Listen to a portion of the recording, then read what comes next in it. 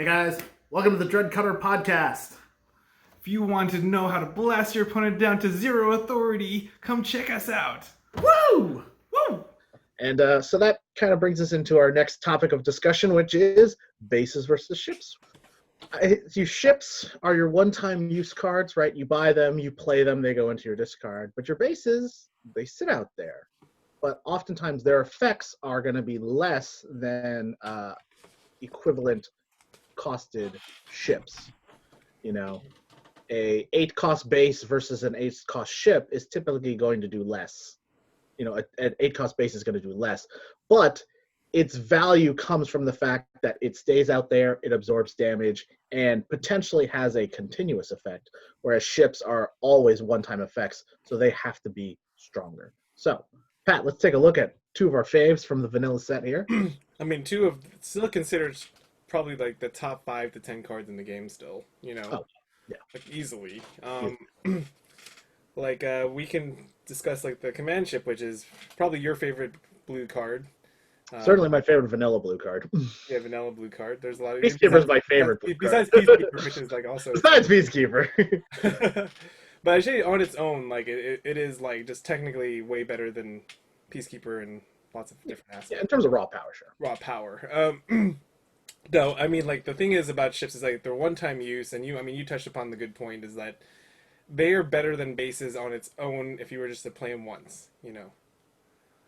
But if you keep, like, the base out, their power over 2 or 3, 4 turns is actually exponential, you know.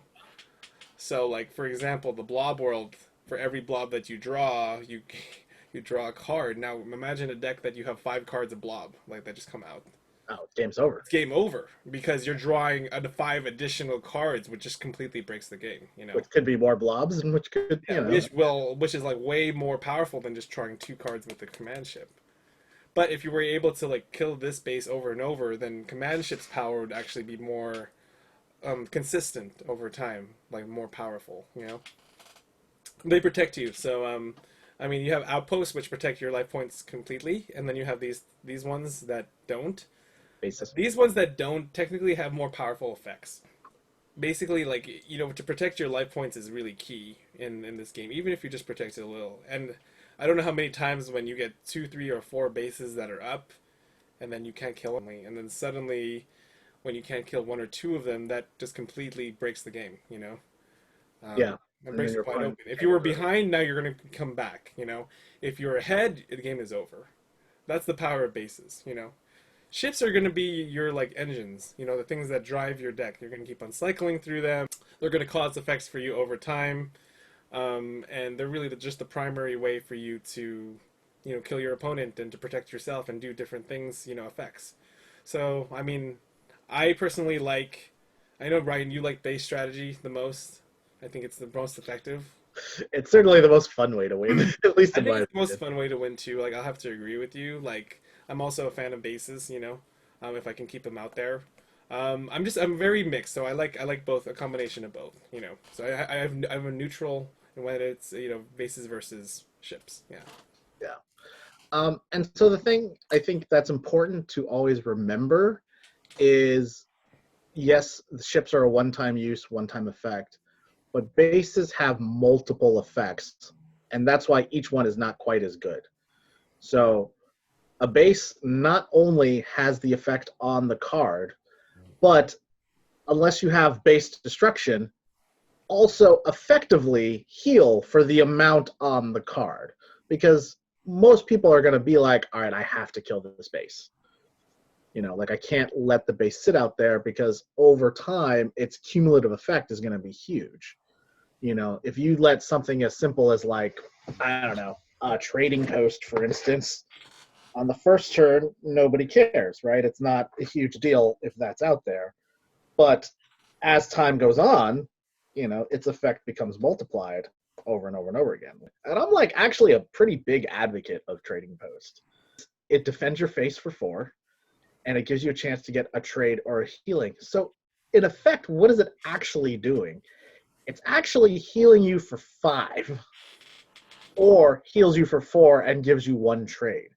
That's pretty darn efficient in one card, and a card that's going to keep coming back. And then if you don't need it anymore, it also self-scraps for 3 damage. Mm-hmm. It's just a very versatile card, you know. Really versatile. It has a lot of different effects, and that's something that we've harped on a lot in this podcast, is having cards that do a lot of different things, that give you a lot of different values and give you a lot of different vectors for use.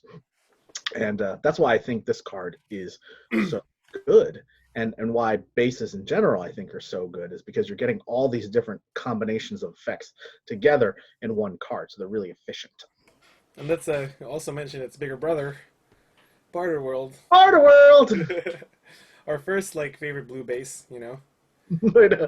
Hey kids, where do you want to go? Barter World! And then it became I want to trade mittens for cheese! Yeah, this is where you can get the premium cheese, you know? Premium cheese, that's right. None of that bullshit crap single scrap. I want some brie and Gouda, damn it. But this is basically its upgraded version, you know, of the training post. It has 5 damage, and it has 2 trade and 2 heal. Like that in the game. What's the protection on it? Protection is 4, but it's outpost. I mean, it's not outpost. It's just a regular base. So you can actually hit through it. But the thing is, people more times than not have to squash this base. It might as well be an outpost. It might as well be an outpost, because the difference between having 2 trade every turn as an additional is huge. You know. Oh, can you talk about the difference between a base and an outpost? So an outpost protects you.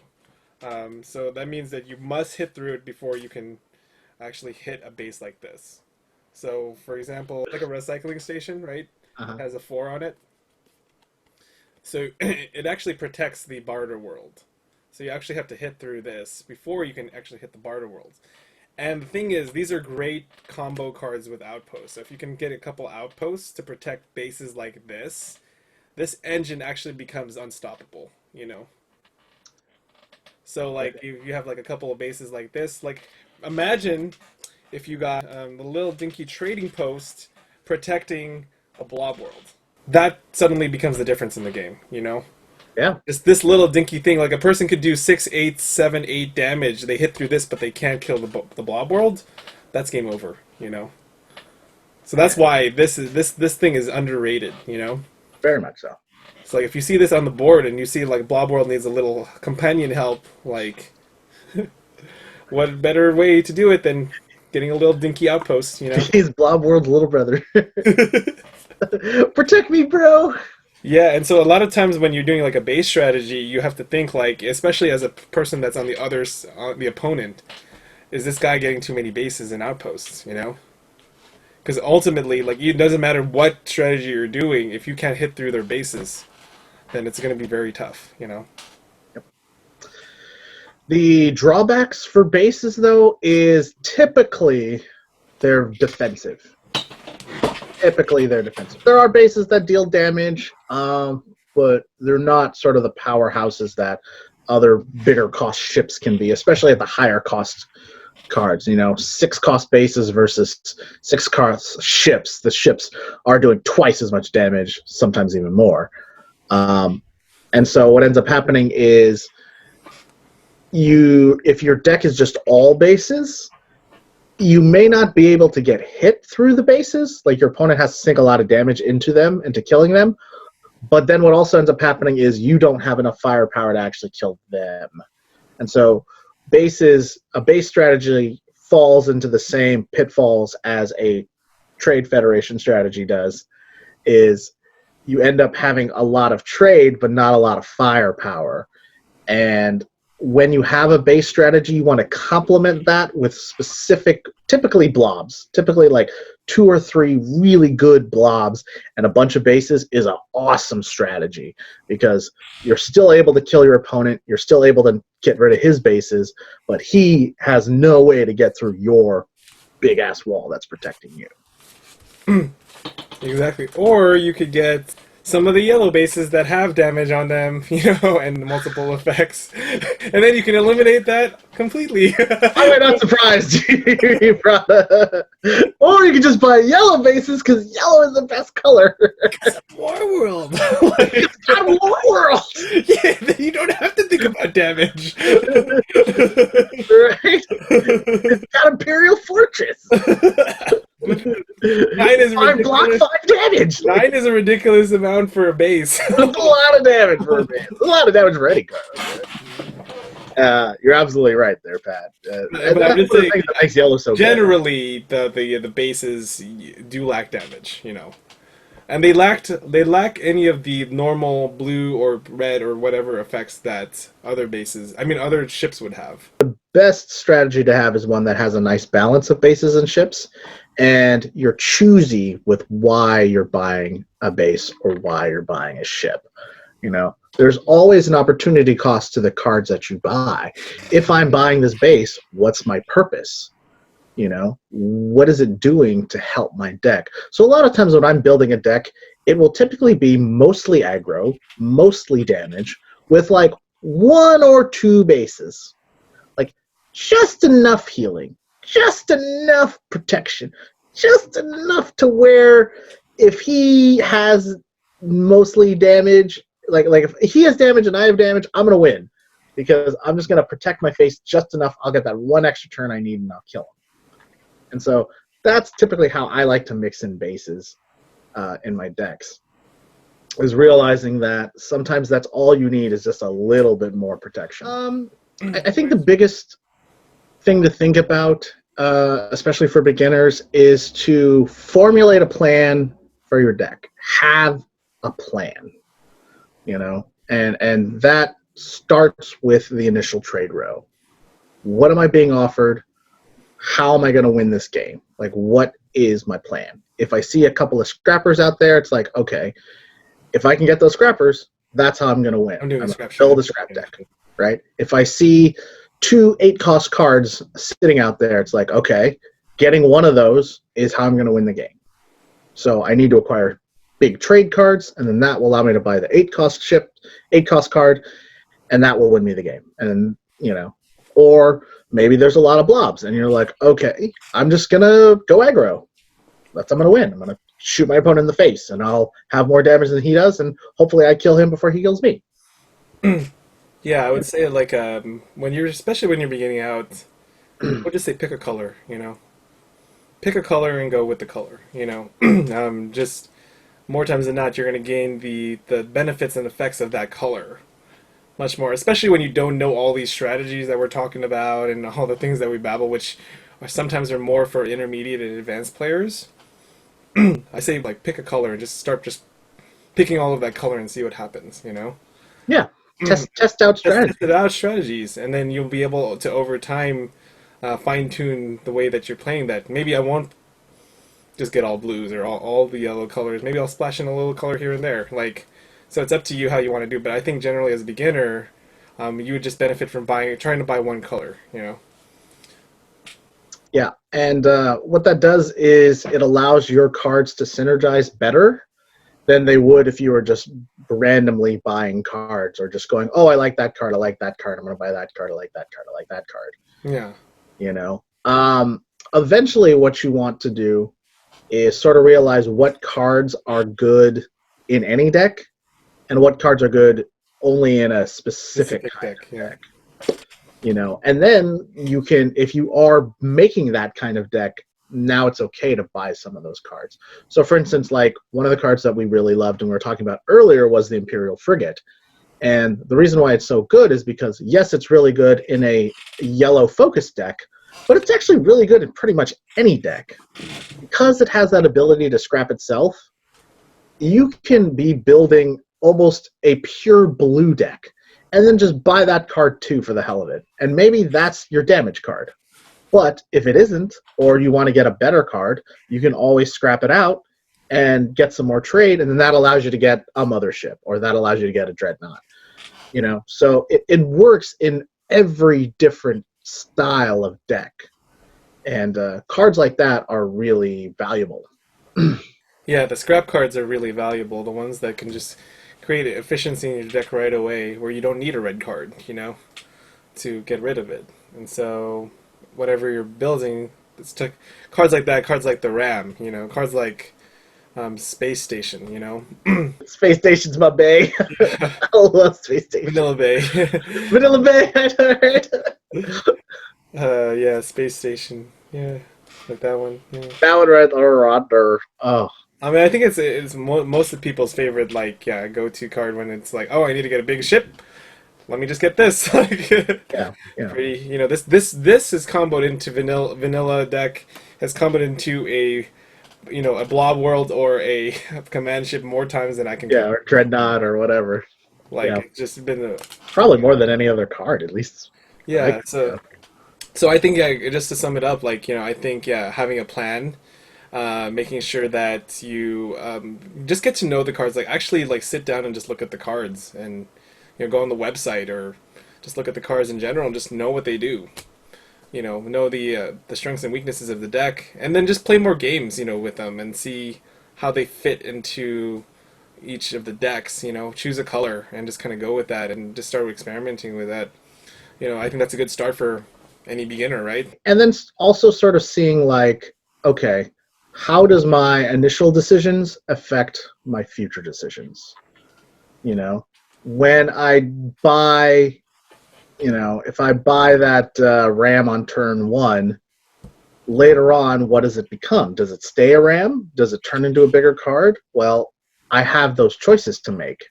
And cards that you buy that give you a lot of options and give you a lot of choices allow for flexibility in your plan.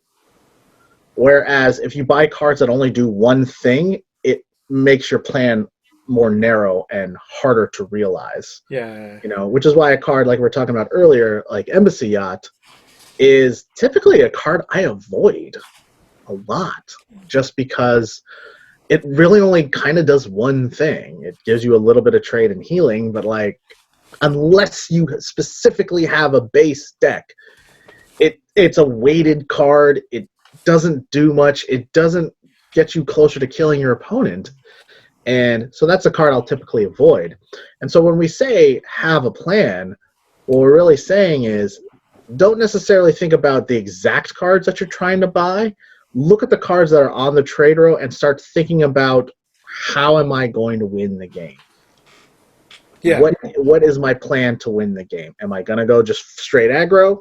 Am I going to just go blobs and stuff? Right? Am I going to try to get bases and healing and stuff? So I'm going to go mostly blue. Am I going to try to make my opponent discard a lot of cards? So I'll go mostly yellow.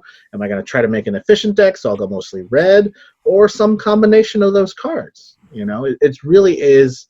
The best players take a look at that initial trade row and they go, all right, I think this is probably what I'm going to do here. Yeah, exactly. And that comes to my point, which I want to bring to the beginners, is that the idea of mindfulness in the game. Like, we're not playing solitaire here. Knowing what your strategy is, knowing whether you're going aggro or discard or scrapping or anything like that. But as I was saying, just having the mindfulness of first knowing like what cards on the trade row, what they do and how can they help your deck. And then later on when you figure out like what they do, like what is your opponent doing, you know? I mean, later on when you play like hundreds of games and then you get good at this over the course of a couple months to a year, you're going to start seeing those strategies come over and over again, and then you'll be able to say, oh, my opponent's going aggro deck, I better protect myself and scrap more, you know? Or like, oh, I'm going really aggro, I got to make sure that I get at least 1 or 2 blues away from him so that it gives me some healing versus that opponent, you know, who's obviously going that route. So it's stuff like that, just kind of my takeaway message is just really be mindful. You're playing poker, not solitaire, you know? Absolutely. You really want to read what your opponent is doing and how they're, what kind of their buying strategies are, how they're manipulating the trade row. Like, all these things come with time and practice, you know? You know, something that comes up a lot in other card games is the idea of a win condition and a loss condition. And basically what it means is like, what is my deck trying to do? How is it trying to win? And then how does my opponent beat me? And so this what kind of ties into what you're talking about in terms of mindfulness is like knowing what your deck does is your win condition, but knowing how your opponent's going to beat you is your loss condition. And so many times beginning players are only focused on their win condition and not focused on how what their opponent's win condition is, what their loss condition is. And I would say for beginners to take you sort of to that next step is to go, okay, I'm building this kind of deck. How does it lose? I'm building an aggro deck. How does an aggro deck lose? No healing. So if I get just a little bit of healing, all of a sudden my aggro deck is elevated, right? If I'm building a base deck, how does a base deck lose? Not enough damage. Well, so then what I'll do is I'll build mostly a base deck, but then I'll get Blob Alpha and Battle Blob and Mothership. And just those 3 cards will be enough damage to destroy my opponent, because now he won't be able to get through my bases, but I'll be able to get through his. I'm building a scrap deck. What's a scrap deck's problem? Usually healing, but also it's kind of slow. So it loses to an aggro deck. So if you are building a scrap deck, then you're like, I need to protect my face and give myself enough time to actually have my scrap deck's plan come about. So that's what I'm talking about. And when you say mindfulness, it's being aware, like, my deck does this, but it also loses to this. Yeah, and being able to alleviate the weaknesses, like if you get like a Blob Alpha, right, which is like 10 damage, right? Is that? Yep. If you have no damage, and that's the one damage card that you have, that might be enough. Like, that might be enough. That might be enough. Like, just to have that one card and everything else heals, like, great. Like, boom, boom, boom. 20% of your starting life total in one card, like. Really, I mean, that's really big. So if you're going to get just a little bit of something, it might as well be a really good one, Yeah. Really good scrapper, a really good healer, a really good, like, base, a really good... So, like, that's what's going to turn the tide of the game, mostly. If you have just that really nice, efficient 1 or 2 cards that are comboing already 80% of what you're doing, Is that why you like Dreadnought so much? Because it's just boom! Like, and it's unweighted, And it scraps for 5, like... So you get 12 damage of potential. It's like the knockout, And a card draw. And a card draw. Like, it's just there. It's like a ghost, but it's like really big and powerful and hits your face, It's crazy too, because that's one of those cards that I think people undervalue, because they're just like, oh, it's not flashy, it's not doing cool stuff. What do you mean it's not doing cool stuff? Look at the picture. Like, I know, I'm just saying, just like people look at it, they're like, it's just 7 damage. I'm like, no, it's 7 damage, a card draw, and then scraps for 5 more. Like you don't understand. That's crazy good. Yeah, I know. People will see it at first and be like, maybe I want to get some more heals, or maybe I want to get some more... They don't really see, like, oh, it actually is weighted, and you can actually get more damage at the end, so... But once you realize what it actually does, you're just like, I have to get that card as soon as possible. Like... It's a win condition. It is basically one of those cards that just turns the game, It just completely... Like, if you were out of the game, it puts you in the game. If you're already winning, like, it already puts you over the top and wins you the game, It's a closer, basically, It's a closer, yeah. Yeah, and then that's the thing you want to realize, too, is, like, in terms of win condition versus loss condition, like, how am I winning this game? A lot of times getting that Dreadnought, that's the thing that wins you that game. That's all you need. And then you can play mostly defensive. And, just being aware, like, okay, my opponent has bought 3 blobs. I think he's going to go aggro. So if he's going aggro, I'll have to defend myself somehow. I'll have to counteract his aggro somehow. Whereas a lot of times what ends up happening is people don't realize that their opponent has bought 4 blobs and they're going aggro, and they just kind of keep doing whatever plan that they're trying to enact. Yeah. And then what ends up happening is it takes you too long to enact your plan. And that's the other thing when we talk about mindfulness is you want to know what you're trying to do, like what is like your plan for the hand, what is your plan for the game, as early as you possibly can. The best players look at that first trade row and go, okay, this is how I'm winning. And most beginning players are like, I'll figure out how I'm going to win on turn 4 once I've bought my trade, and then I've bought my other cards. And by then, it might be too late. Yeah, I mean, it's great to learn. I also see that with maybe some of the best players also kind of go with the flow a little bit. and because you just never know what's going to come out, and then they'll just be like, maybe I'll wait a couple turns just to see, and then I'm going to see what my opponent's doing and then counter that. Like, so they might kind of play like neutral for a little while. They'll just get maybe a trade here, and then eventually, like, boom, they see what their opponent's doing, and then they counter. And so a lot of the best players, I think, they're able to counter an opponent and see at the moments in which the opponent is starting to create something, you know. And they do it a little faster than them, but that's enough to win most of the games, you know. Yeah, the best players are able to identify their opponent's plan and then construct a counter strategy to it. Even if it's mid-game, like it's mid-game, the opponent strategy, they're like, okay, I'm doing this now. They're able to really feel it out really good, you know. Like, the best players are just mindful. They know exactly what the player's doing. And then what would I do in that situation? And then, like, able to counteract that. And that's why they win 60-70% of the games, you know? Yeah, like being able to go, okay, my opponent did this, which probably means this, which means I'm going to have to counter with this, is huge. Even if you're a beginner, just starting to be aware of that and just starting to think about that is going to make you a much, much better player. Yeah, especially, like, you know, for you to, I think the difference between, like, a beginner and an intermediate is the ability to read the opponent and knowing, like, what they're doing and what you're doing. Just knowing that already makes you an intermediate player. Yeah, I'd say that's probably the difference, right, between a beginner and intermediate. Because player. Here's the thing, I have a couple stories. one of them is, I have this friend named Rog, and Rog is one of our really good friends. We love you, Rog. We'll write the shit on you. But, you know, he said, oh, you know, Star Realms, isn't that like, it's all luck, isn't it? Like, it's all luck. And I was just like, those are really hard words to make to a player that's really, like, really into Them's fighting words. It's quite like it. And so I was like, okay, let me challenge you, okay? On the app, okay. Next 3 games, I'll blow them out. Like, you know, every single game. And he's like, no, that's luck. And we do a 4th game. And he comes out, I was like, no, it's still luck. It's like, okay, you want to do a 5th game? All right, let's keep going until... How many times in a row did you beat his ass? I think he lost at least 4 out of 5 games, you know. Every time, yeah. Like, every time. And he's like, okay, and then after the 5th game, he's like, okay, maybe let me rethink. So I started changing his mind. Like, a little bit. Maybe that's not, maybe you have to learn a little bit about it. So he started to argue, but kind of the point being is that this game is not purely luck, you know. No. There is, like, there are strategies and things that you have to take into consideration if you're going to win more times than not, you know.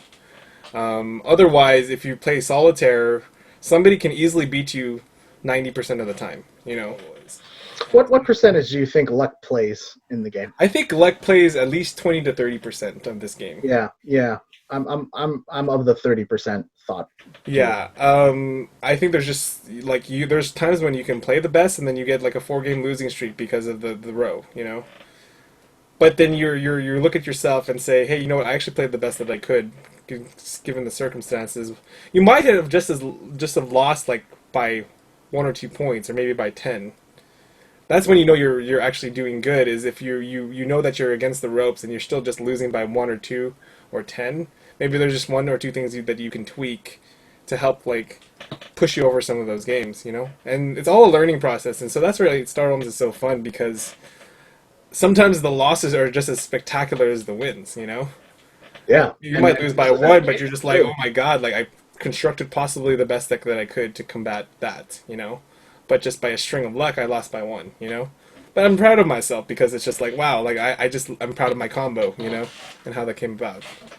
So, I don't think players can lose sight of that, especially if you're a beginner. Just because you lose, it doesn't mean it's the end of the world, you know? Yeah.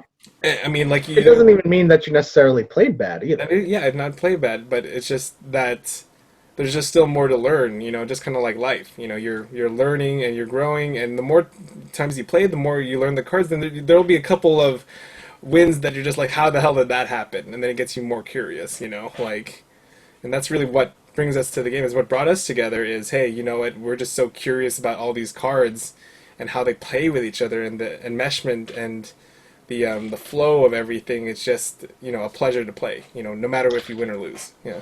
Yeah, I mean, like, the synergistic the synergy in this game is amazing to me. Like, it just every time I'm like, oh, this card goes into this card, and then like, oh, this combo, and you can do this and that, and then like, it's so cool, you know. And I think it's the thing that like keeps me coming back over and over and over again. But I will say for the beginners out there, and to sort of tie up the idea of mindfulness, because I feel like there's it's such a rich, juicy, you know, beef stew topic here. Beef stew. Beef stew. I know I'm getting hungry now. Is sort of mindfulness of your own emotions and mindfulness of how you're playing, and be aware that as much as we love this game, it's a game. You know, nobody's making money off this game except for except for Rod Doherty. You know. Yeah. And so, you know, obviously you do want to play well. I think that's a thing, and that's what this podcast is about. But I think the biggest thing to take away from it is that your value as a person and your value as a player is not determined by your win-loss record and your win percentage. Yeah, I mean, there's so many times where I'm just like, I'd rather lose 4 games and just have the last laugh, you know? You know? It's like, I know there's a lot of times where it's just like, oh yeah, I won by that, and I'm completely, you know, unaware. I'm just like, oh, there goes my butt, like, you know, like, or something like that, and just like, just being, you know, sometimes the moves are so ridiculous that you just want to laugh at that, you know, just like, how did that combo into that event come out, and how and then you're just like, you know what? Because of all those events, I deserve to lose now. Like, you know, like it just, you know. So just having the sense of humor, you know, around this, like, it's brought a lot of like, a lot of great conversations, a lot of great humor, and you know, I've never been like, I'm just gonna say this, like, been more proud to lose to a guy like Ryan, because he always makes me laugh at the end of the day before, even if he's a jerk. Like, I know, even if I'm a jerk, yeah. He always makes you feel good about you. It's all in good fun, even if it feels like a sting at first. Yeah. yeah, and that's the thing too. Is like, you know, you can lose spectacularly or lose at the last second. And sometimes those are more satisfying than the wins. Yeah, you know? Especially because you did something awesome. Like, I would rather lose to a very tightly close, you know, very heated game by 1 or 2 points. Back and forth. I'd rather lose to that than win by 50. You know. Yeah. Like, winning by 50 is just like, oh, I got a tons of balls, and then boom, like. I mean, where's the joy in that? I mean, besides like the one, like, you know. Yeah, you get the instant gratification, but it doesn't have the same like longer lasting emotional impact. Like, some of the most satisfying games that you and I have had were ones where we kept on picking like great cards. Like, you got a great card and I got a great card. You got the Peacekeeper and I got the Blob Alpha or whatever. Like, that's, you know, and then we go back and forth, and there's just this sense of like, I don't know who's gonna win. I have no idea. Like, those have been like the most satisfying and the best games. And then, you know, suddenly this guy is winning, and then this guy comes back, and this guy heals, and then just that back and forth of everything has been some of the most satisfying experiences playing this game. Absolutely, and just remember, you know, it is a game, and we're supposed to have fun. And yes, winning is fun. Yes, playing efficiently and playing the best you possibly can is fun. But just, you know, realize how lucky we are that we have the time and we have the ability to spend our precious time on a game. Yeah. We're not starving. Yes, we're in a pandemic, but, you know. Yeah, I wanted to share our joy of this game, you know. And, yeah. Like, because this is by far, like, in all the games, because we're both board game geeks, you know. By far, this is my favorite game of all time, you know. Oh, yeah. Like, yeah. No doubt, like, you know, board. We're doing a podcast on it, for God's sake. I've spent all my money on Rob Doherty, you know. Seriously, Rob Doherty has like close to $500 of our money. He has like 5% of my salary. Like, you know. It's like a tithe for us now. We donate to the Church of Star Elves. You know, I've literally but it's worth it. It's worth it because this game is so fun and so well constructed, and you get so much joy out of it, and you learn a lot out of it too. You know. And just being able to optimize play strategies, utilize them, and can apply to your life a lot of the time. Like, oh, I can be more efficient in this area of my life. I can play more optimally in this area of my life, and those lessons carry over quite a bit. Even just allying. The idea of allying, like maybe you need more allies in your life. Maybe you're a blob and you need more blobs with you. And you need to be more like assertive, and you need to like take action. Sure. The blob is, like Yeah. maybe you need to like heal and protect yourself. You need to just give yourself some me time, stuff There you like go. that. And this is what I mean is there's a lot of thematic lessons in this game that are really awesome, and that you can take with you. Yeah, and so like I hope like I think this is really what the appeal is of this game, is not only do we see it as just a very fun, entertaining, time together, but it also does, like, we talk a lot about life during these games and how we go about it and how it has a microcosm effect. I was like, this applies to our own lives. It's like, how are we making our own lives more efficient and more fantastic so that we can win in whatever we're up to in life, right? Exactly. So, yeah, I think that's a good spot to end. Yeah. Guys, thank you so much for listening and watching the Dreadcutter Podcast. Thank you for scrapping your way through our podcast. We really appreciate you spending our time just chilling with our geekiness over here. Like, subscribe, and we'll see you next time.